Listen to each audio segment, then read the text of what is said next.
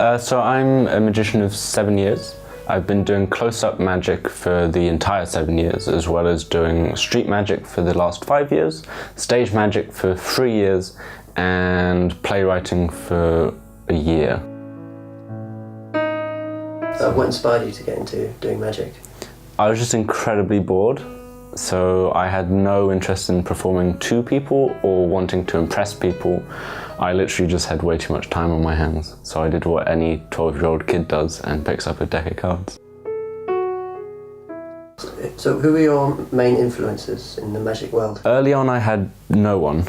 I just was completely blind to it, and then later I found Darren Brown, obviously, because he was very much in the spotlight 5 years ago.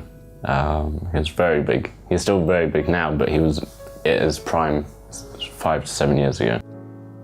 Speaking about your play, could you talk us through how you came up with the subject, the process of working? Sure. So the original idea for the play that was going to be put on came from a kind of dramatized version of my story in magic.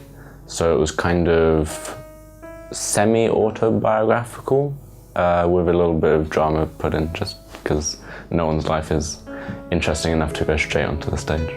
Could you just give a quick synopsis of the story? As it was meant to be. As it was meant to be. So the quick synopsis of the story that was supposed to be put on was a magician who turns his only joy into an obsession, only to find out a little too late the only thing worth living for is love. I think the hardest part was finding an actress to play the lead female role. The director I knew, luckily. I'd already known the director I was working with for about 4 to 5 years, so that kind of transitioned and slid in quite nicely. The venue again was easy. You just kind of turn up, find one that looks okay and pay your money, and then you're in. Okay, so as we know, the show itself didn't entirely go according to plan. No, not quite. Can you tell us about what went wrong?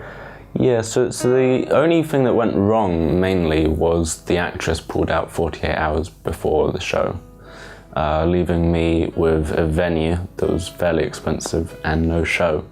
So I had to decide whether to cancel or put on a kind of ad-lib show, if you will.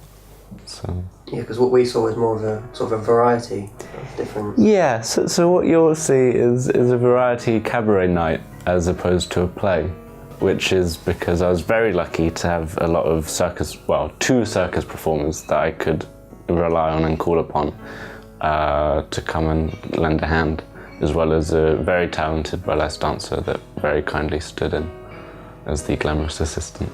So I found out a lot of the people that I was working with weren't who I thought they were. So know your team. You talked about the stress of the first night. How much of that was actually improvised? The first night we didn't actually do a full dress run through of anything. So our first show was pretty much the full run through. So I think a lot of it was fairly improvised. I'm planning on doing a show this June, July that I've already been in conversation to the stage manager about 3-4 days after the show finished. So it didn't deter me too much. So it hasn't put you off? So I'm straight back on, yeah. Going straight back in, that's good.